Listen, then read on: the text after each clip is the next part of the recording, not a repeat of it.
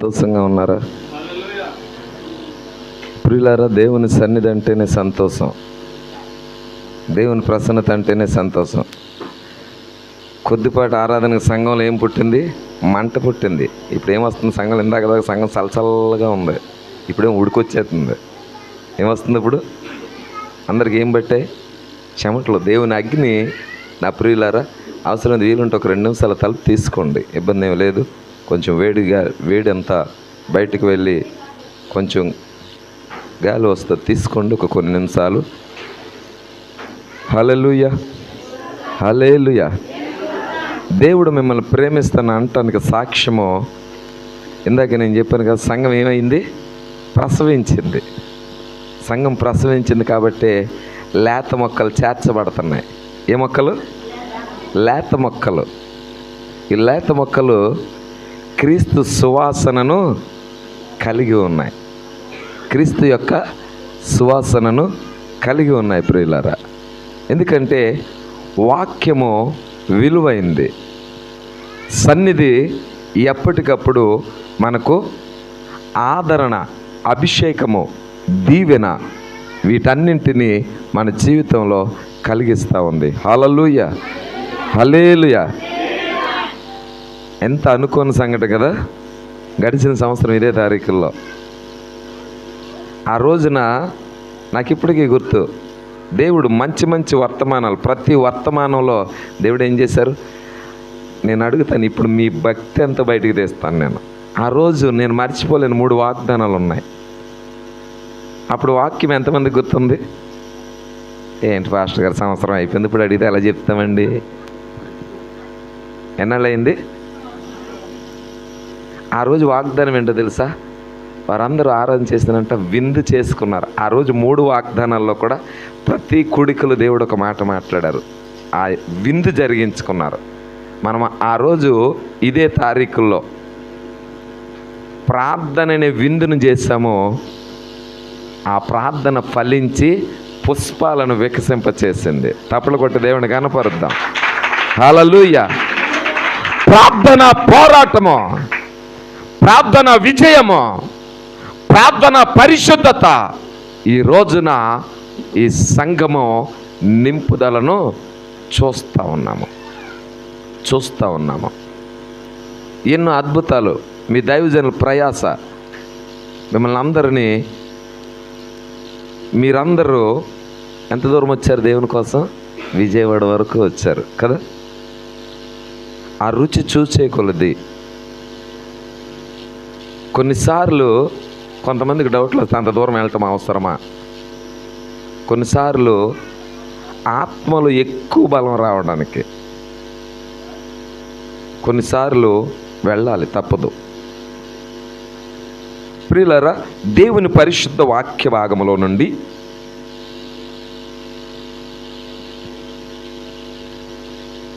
ఒక మాటను దేవుడు మాట్లాడుతూ ఉన్నాడు. ఇర్మియా గ్రంథము 31వ అధ్యాయము. ఇర్మియా గ్రంథము 31వ అధ్యాయము. బైబిల్ చదివేవారు కంగారు పడకుండా గట్టిగా చదవండి ప్రియులారా. ఇర్మియా గ్రంథము 31వ అధ్యాయములో ఈ మాటను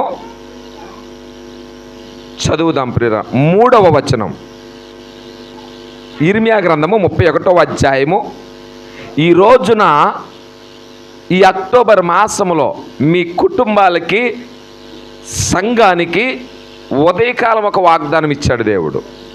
ఈ రాత్రి ఈ వాగ్దానం మరలా ఇంకొక వాగ్దానం. అదేమిటనంటే,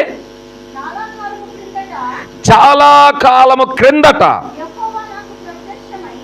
దేవుడైన యెహోవా ప్రత్యక్షమై ఇట్లా, నేను శాశ్వతమైన ప్రేమతో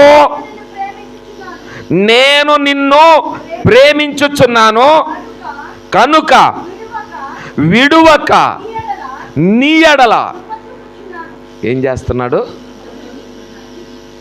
కృప చూపబట్టే కదా ఈరోజు ఇలా ఉన్నాం మనం అందరం.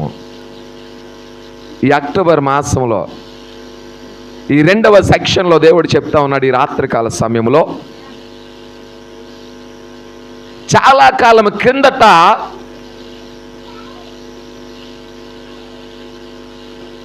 అయ్యగారికి ఒక మాట ఇచ్చారు, నేను నిన్ను ప్రేమిస్తున్నాను. యాకోబు అయ్య గారే కదా, యాకోబు గారేనా, యేసేపు గారు, సారీ, చాలా కాలం కిందట ఈ మాట దైవజనుడికి ఇచ్చారు. ఏమని చెప్పారు ఆయనకి?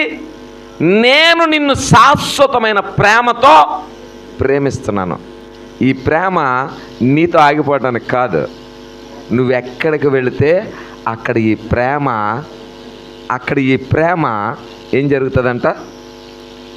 ప్రేమ పరిపక్వం అవుతుంది. ప్రేమ ఏమైంది? పరిపక్వమైంది.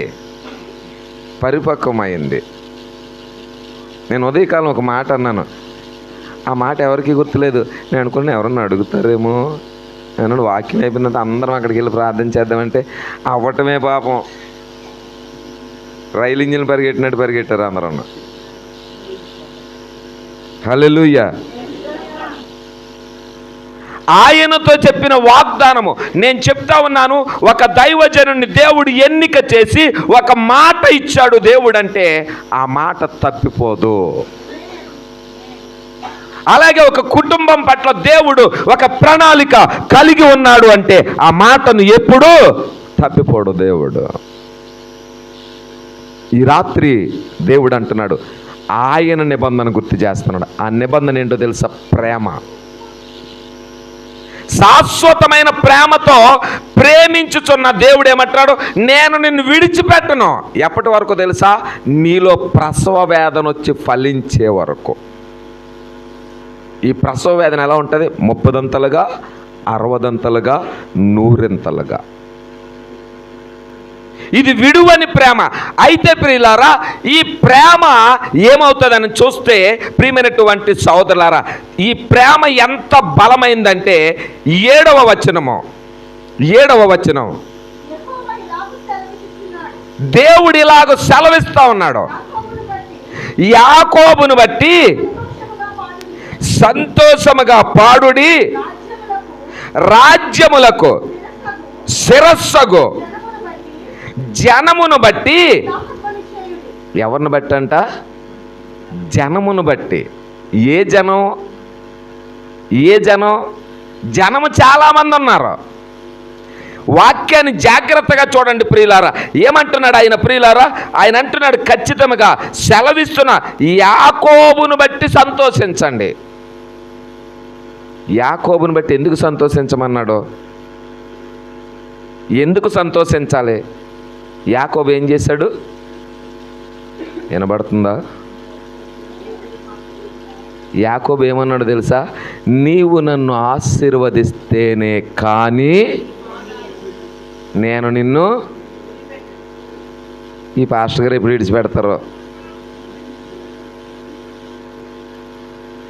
వాక్యములో ఒక మాట రాయబడింది ఒక వ్యక్తి గురించి అంటే ఆ వ్యక్తి వెనక దేవుని యొక్క సారాంశము, ఉద్దేశము, ప్రణాళిక ఏమిటై ఉన్నదో ఆలోచన చెయ్యమని రాశాడు దేవుడు.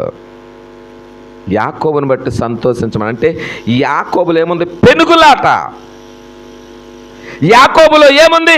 నేను తప్పకుండా ఆశీర్వాదము పొందుకునే తీరాలి.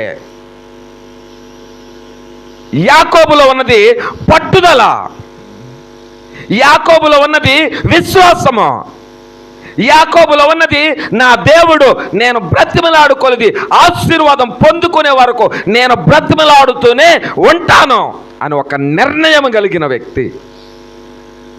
ఆ నిర్ణయము మార్చుకోకుండా రాత్రు తెల్లవారులో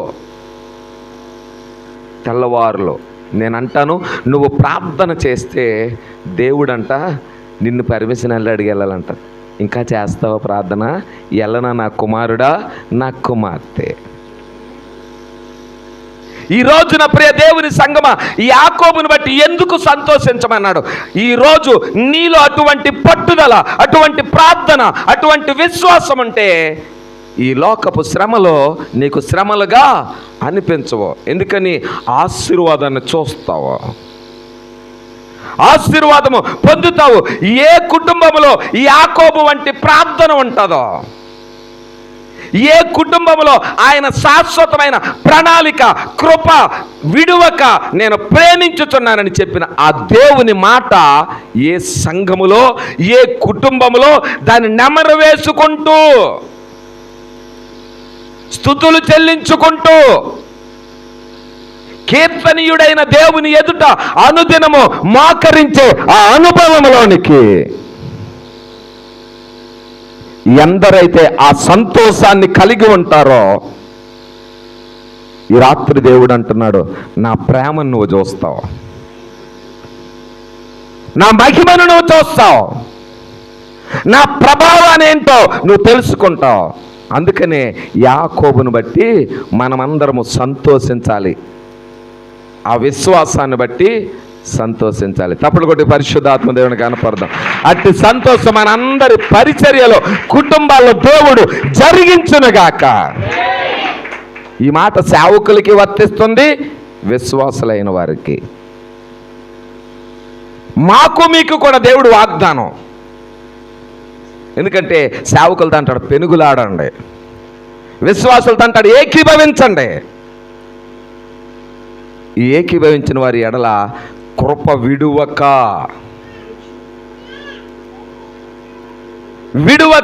ఎడబాయక నిలబెట్టేటువంటి ఈ నిరీక్షణ ఈ రాత్రికాల సమయంలో దేవుడు అంటున్నాడు. ఉందా మనలో సంతోషం? ఆ సంతోషం ఉండబట్టే వారి సంఘములలో అగ్ని రగిలెను, వారి హృదయములో కఠినత్వమును దూరపరుచుకొని మెత్తని మనస్సు కలిగిన వారుగా మార్చబడ్డారు. ఈ రాత్రికాల సమయంలో ప్రియ సహోదరి సహోదరుడా, ఆయన చెప్పుచున్న మాట జ్ఞాపకం చేసుకోండి. యాకోబును బట్టి ఏం చేయమంటున్నాడు? సంతోషంగా పాడండి. నా ప్రియులారా, ఈరోజు మా ఆత్మీయ తండ్రి గారు బ్రహ్మయ్య గారు, నేను లేని లోటు ఆయన ఎంతగానో ఎదురు చూస్తారు. ఈరోజు అక్కడ ఆల్ నైట్ మేము వస్తామేమని ఎదురు చూస్తారు పాపం. కానీ మేము చెప్పాం, ప్రియులారా అయ్యా ఇలా మీటింగ్స్కి వెళ్తున్నాము అని. మాకు 2 ఆల్ నైట్లు చాలా ఇంపార్టెంట్గా, ఉయ్యూరు ఆల్ నైటు, రమేష్ అన్న గారు ఆల్ నైటు 12 తారీఖు. ప్రియులారా, ఈ రాత్రి దేవుడు మనందరితో చెప్పుచున్న మాట, పాడటానికి ఏం రావాలంట?